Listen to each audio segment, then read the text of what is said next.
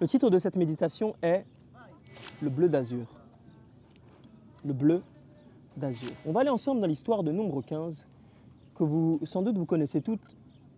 Il y avait un homme qui amassait du bois le jour du sabbat. Et lorsqu'il a amassé du bois le jour du sabbat, vous savez qu'il était interdit de travailler. Et lorsqu'il a ramassé du bois, sans doute il croyait que personne ne le voyait, mais des gens du peuple l'ont vu.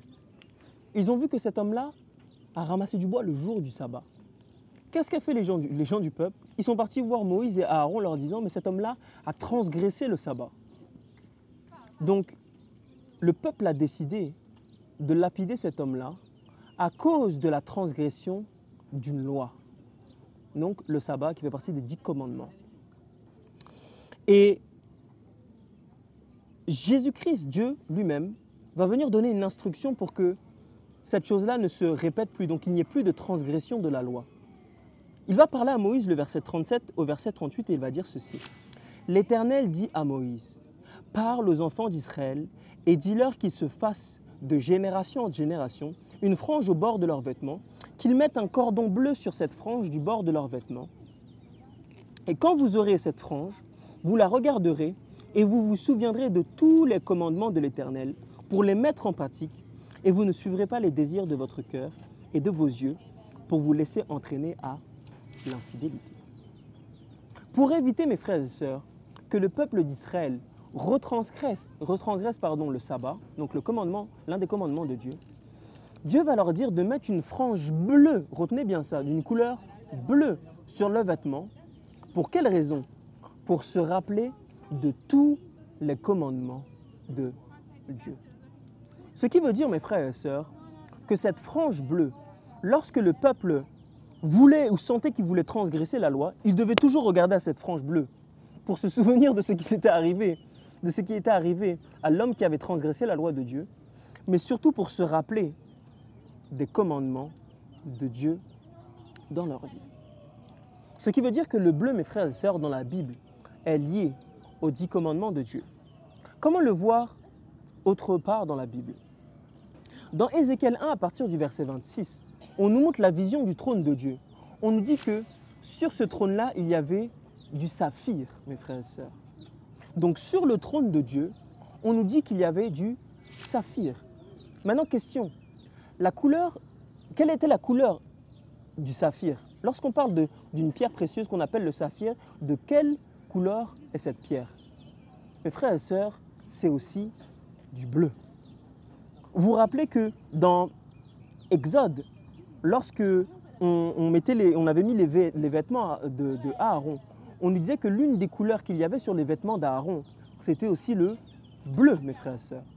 Lorsqu'on étudie le sanctuaire et la composition, on voit qu'il y avait du bleu partout, mes frères et sœurs.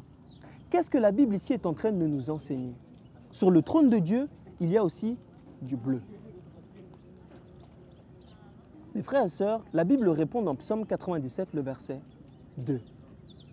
Dans Psaume 97, à partir du verset 2, la Bible nous dit que la justice et l'équité sont la base du trône de Dieu.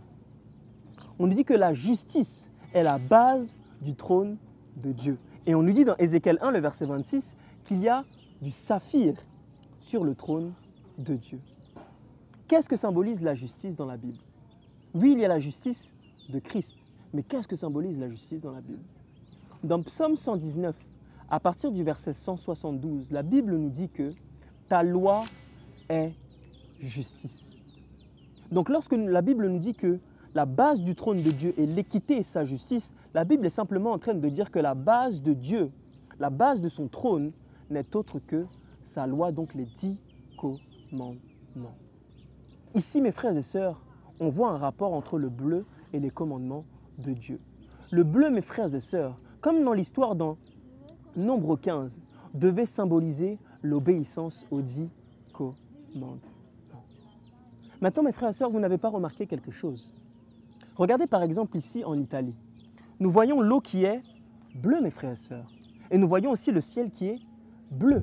Ça veut dire que toute la terre, la couleur principale de la terre, mes frères et sœurs, c'est aussi le bleu.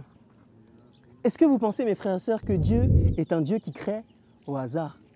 La réalité, c'est que non. Parce que Dieu voulait qu'en voyant le ciel bleu, qu'on voit aussi la mer bleue.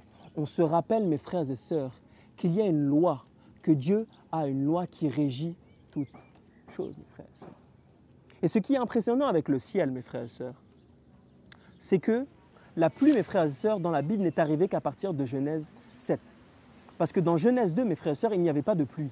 Il y avait simplement une vapeur qui venait un peu arroser le sol.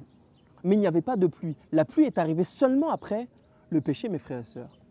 Vous savez que lorsqu'il pleut, ce qui fait qu'il y a la pluie, mes frères et sœurs, c'est à cause de quoi? C'est à cause des nuages, mes frères et sœurs. Vous savez ce que fait les nuages, mes frères et sœurs? Ça cache deux choses. Ça cache le ciel bleu, mes frères et sœurs.